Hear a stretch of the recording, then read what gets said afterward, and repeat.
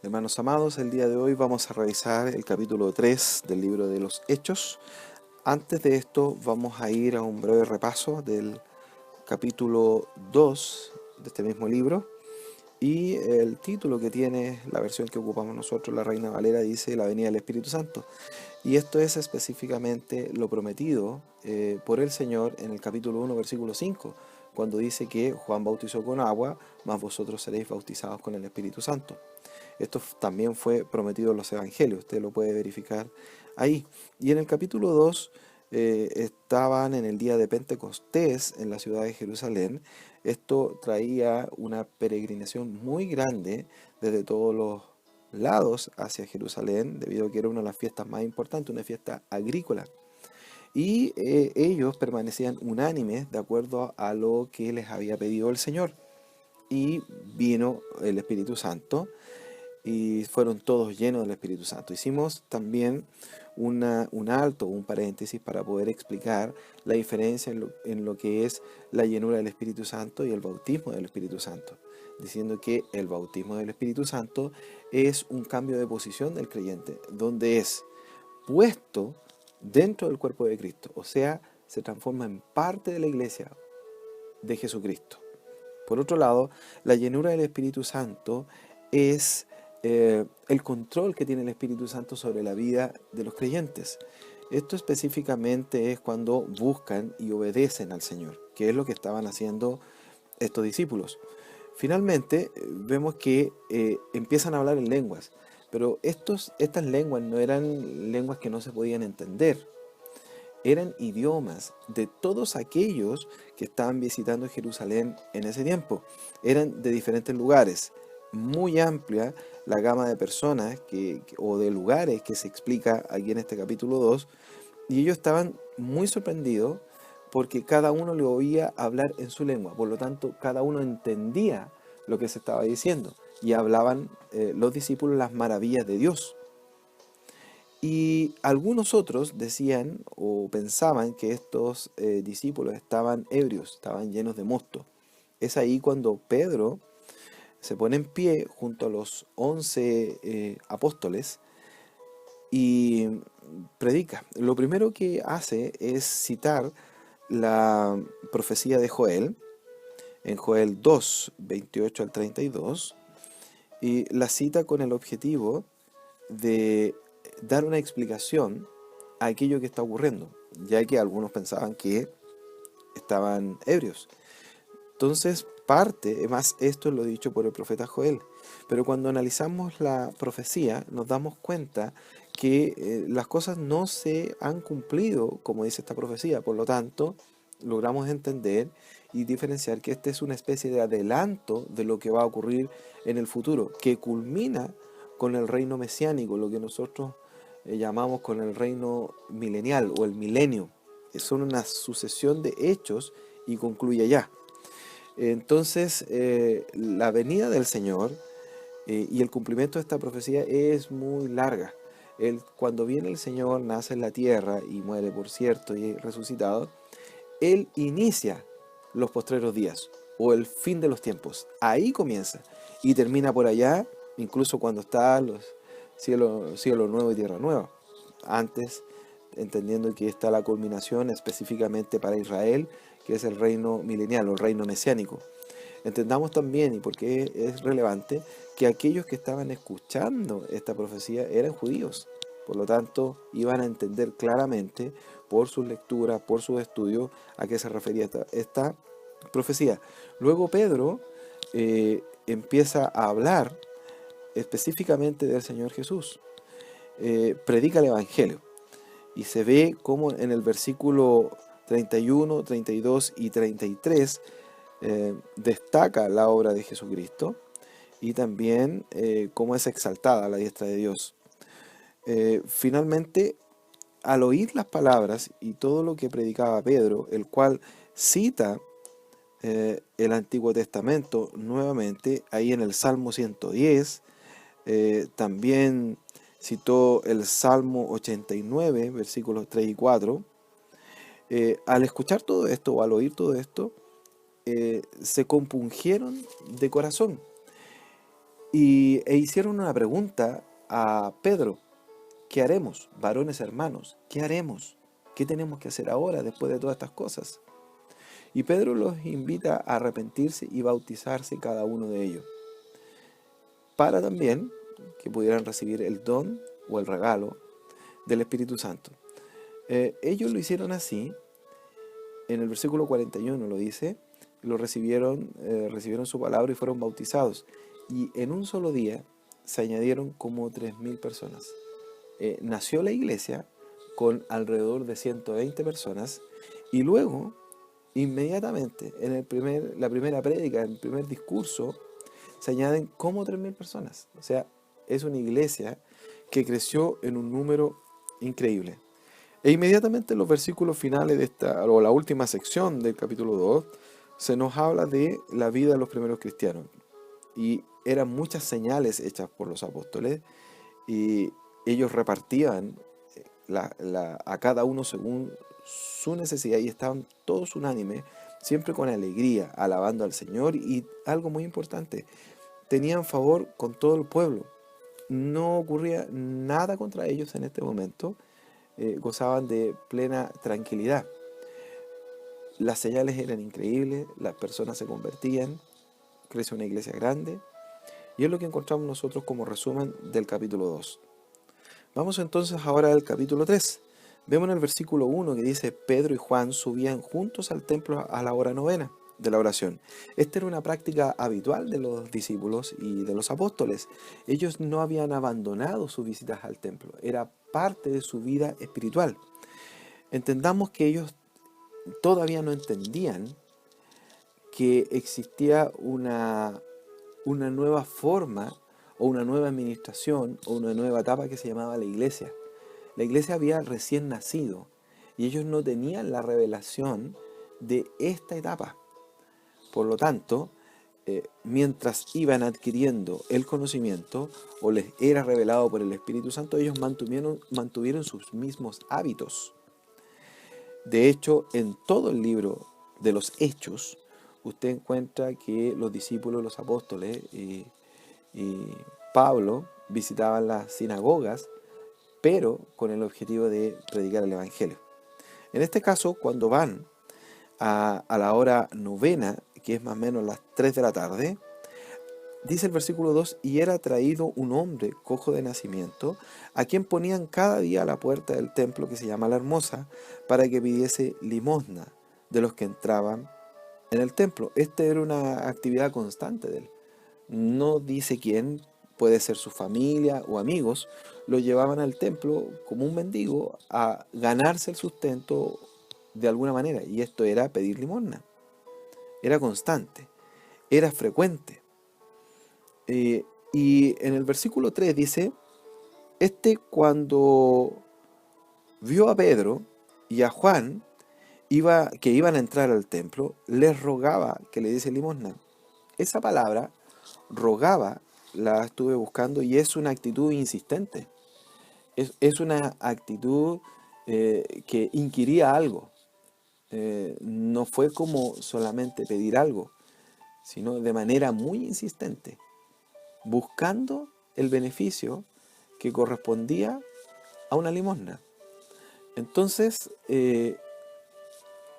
haga cuenta que usted va por la calle, va en una esquina, se encuentra con una persona que de manera muy insistente le pide limosna, y usted va pasando por el lado y le insiste. Es con el objetivo de persuadirlo de que entregue algo. Ese es el cuadro que usted tiene que pensar. En el versículo 4 dice: Pedro con Juan, fijando los ojos en él, le dijo, o en él los ojos, le dijo: míranos. Bien, él le insiste en esto de la limosna, y al revés, Pedro y Juan, ellos específicamente, lo miran fijamente y le piden a él que los mire. Seguramente él insistía con la limosna, pero con su mirada hacia el suelo. Hay que entender la condición que él tenía. es un cojo de nacimiento que lo ponían cada día en la puerta.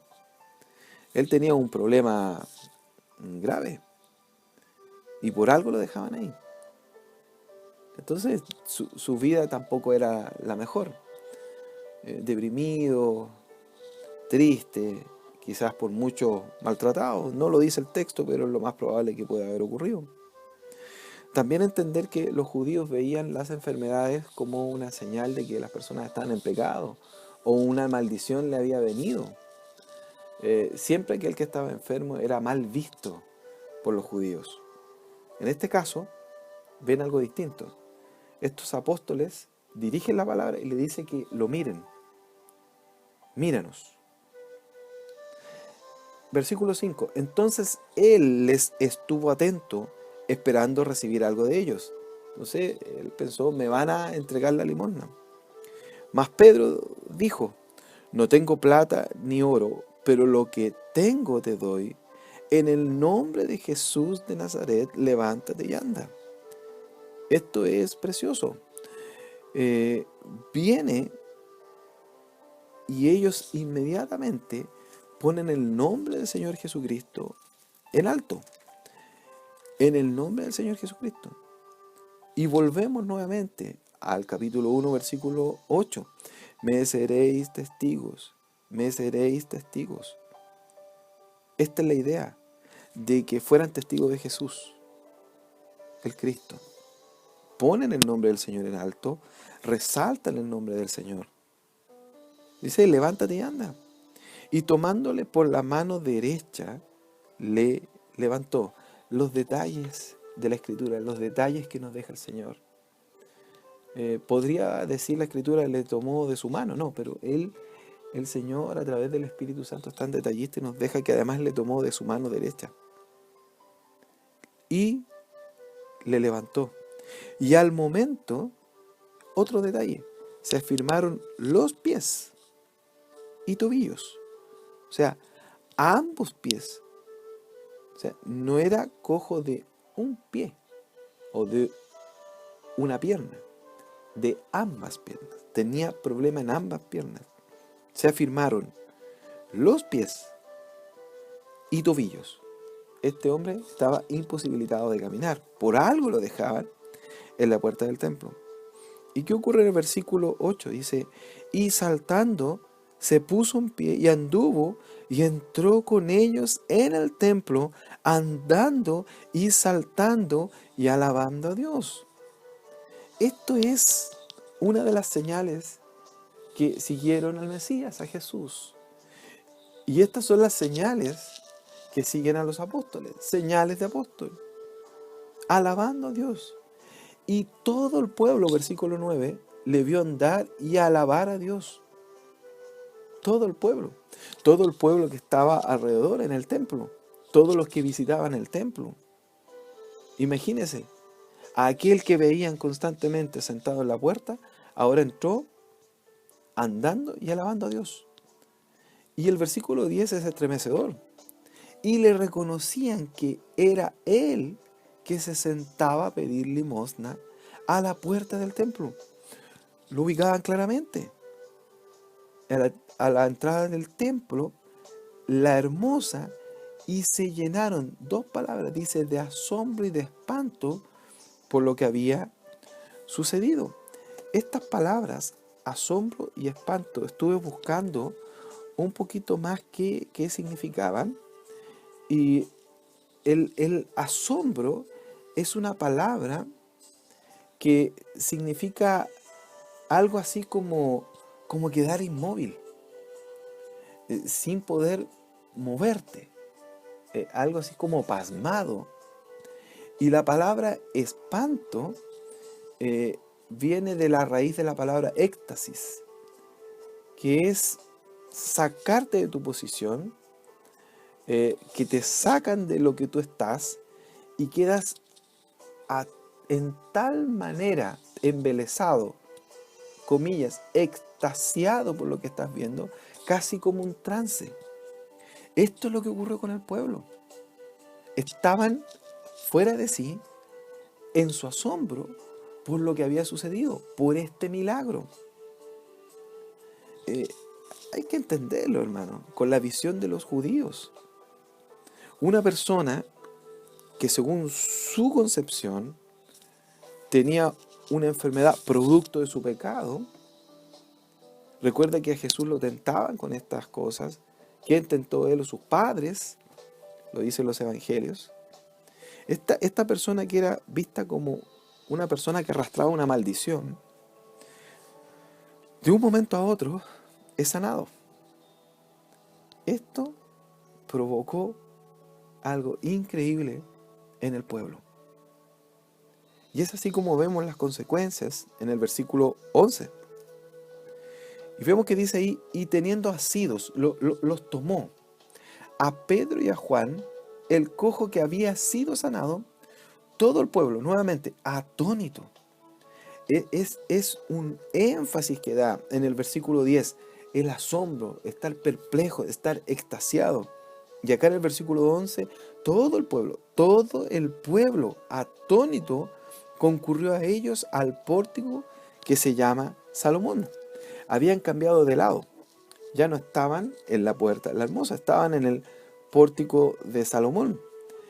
Y este pórtico de Salomón era distinto, era una hilera de columnas a lo largo del lado oriental del atrio del templo. Creen algunos que Jesús quizás enseñó ahí, y los creyentes tenían la costumbre de estar en ese lugar. Bien, todos fueron ahí. El pueblo, imagínense, no sabemos, y no lo dice claramente si es toda la ciudad, ¿cierto? Sería un poco difícil que todos estuvieran ahí, pero es el pueblo que estaba en el templo.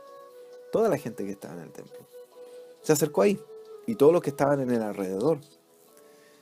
¿Por qué? Por el asombro de que este hombre, que era un cojo, que según su concepción arrastraba una maldición, ahora ya no tiene esa enfermedad, ahora está bien y está alabando a Dios en el templo. Versículo 12, viendo esto Pedro respondió al pueblo, varones israelitas, ¿por qué os maravilláis? ¿Por qué os maravilláis? Es por qué se sorprenden tanto. ¿Qué es lo que ustedes tanto quieren buscar una respuesta? ¿Cómo es posible, en el fondo, que ustedes busquen una respuesta? Ustedes debieran saberlo. Es algo que ustedes debieran entender. Claro, para los discípulos, para los apóstoles, era muy entendido porque habían recibido la revelación. Para los judíos, debiera haber sido fácil de entender porque tenían la escritura. Y por lo tanto, debieran haber conocido que esto era obra del poder de Dios. Entonces, ¿por qué ustedes se maravillan? Es alguna palabra que es algo que indica un asombro. Es asombro en extremo. Eso es maravilla. Quedar mirando con un asombro en extremo. Es un énfasis que tiene esta palabra. Por lo tanto, dice, ¿por qué se maravillan de esto?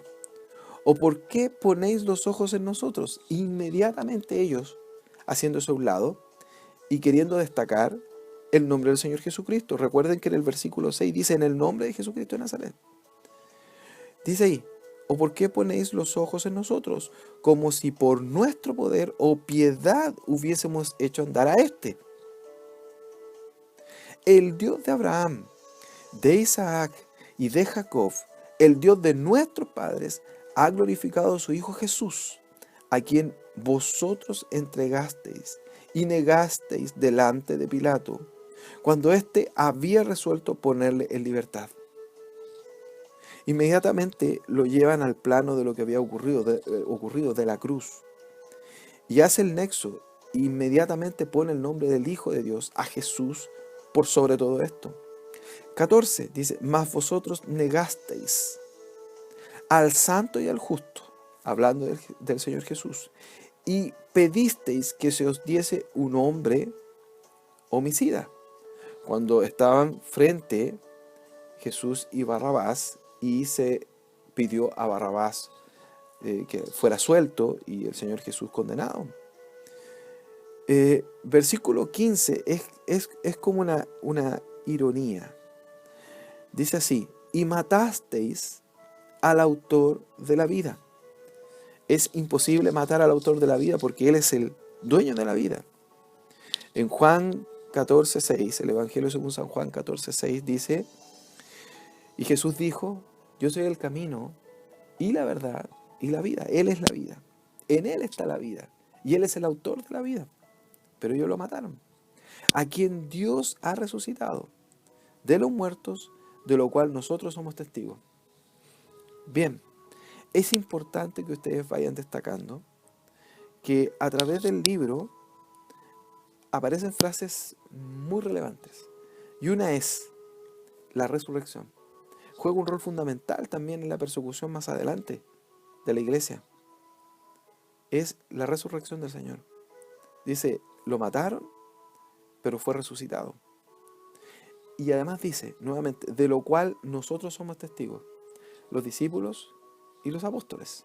Recuerden que uno de los requisitos fundamentales para ser apóstol es haber sido testigo de Jesús resucitado.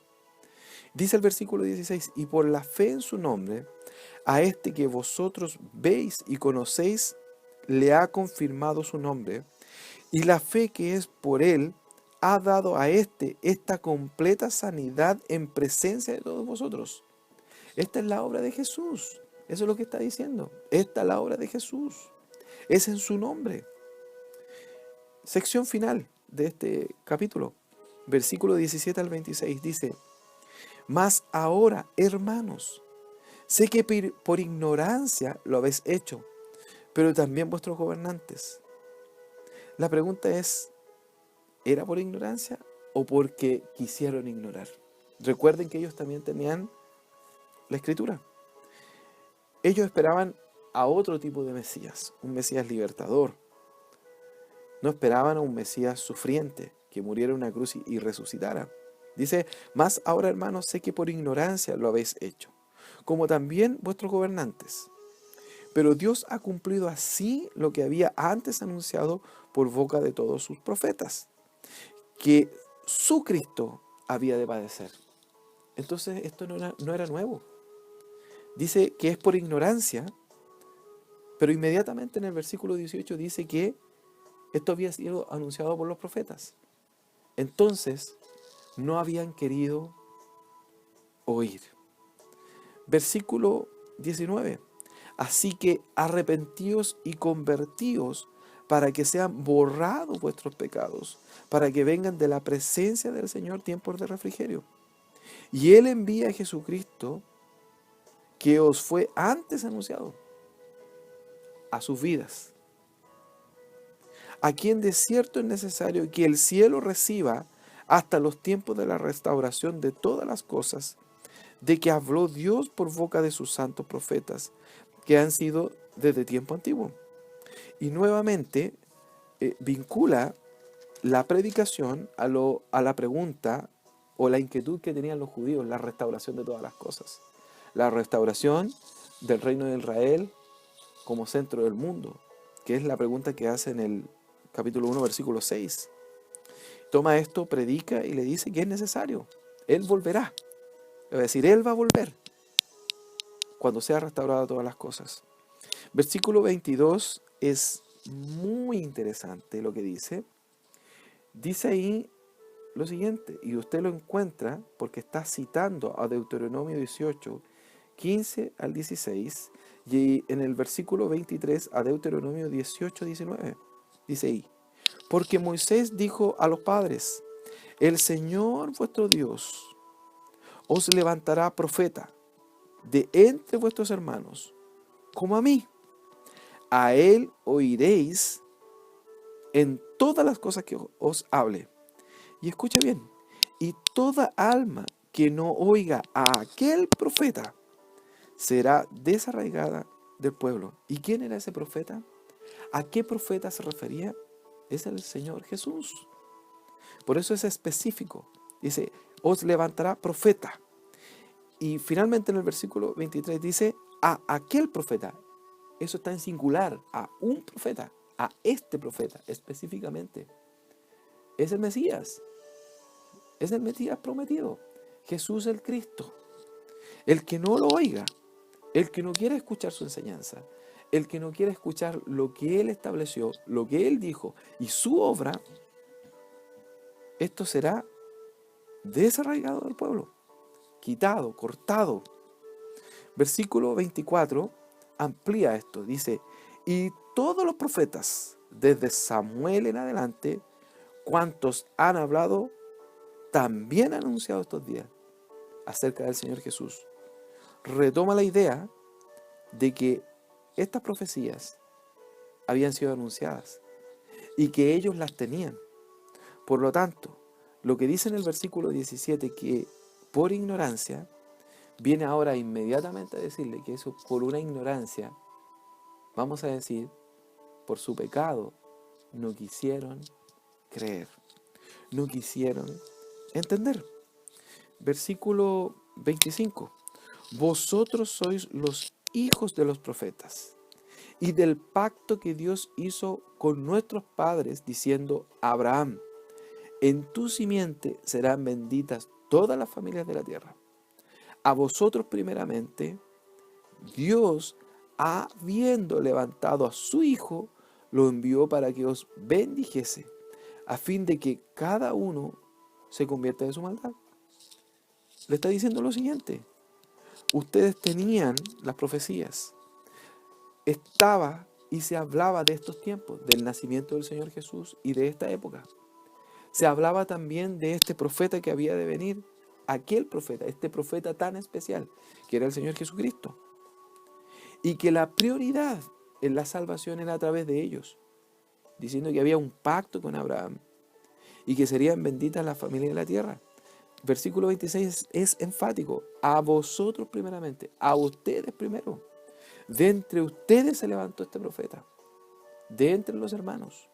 Y es para ustedes esta salvación. ¿A fin de qué? De que cada uno se convierta de su maldad. Hermanos queridos, es relevante entender que estas maravillas, así como lo que ocurrió, la conversión de casi 3.000 personas, la venida del Espíritu Santo, y esta maravilla, este primer milagro que hacen los apóstoles tan público. Sabíamos que en los versículos anteriores, en el 2:43, decía y dice ahí que había muchas maravillas y señales eran hechas por los apóstoles. Pero lo habla en términos generales, no en forma específica. Acá, de manera específica, relata la sanidad de un cojo, este milagro. ¿Y cuál fue el objetivo? ¿Cuál fue el objetivo? Simplemente destacar, realzar, poner en alto el nombre del Señor Jesucristo. Que todos pudieran entender que esta maravilla, esta bendición, esto que estaba ocurriendo, era por Jesucristo, anunciado por los profetas, conocidas estas profecías por ellos. Y ahora ellos venían a destacar y a hacer visible, palpable, esta realidad.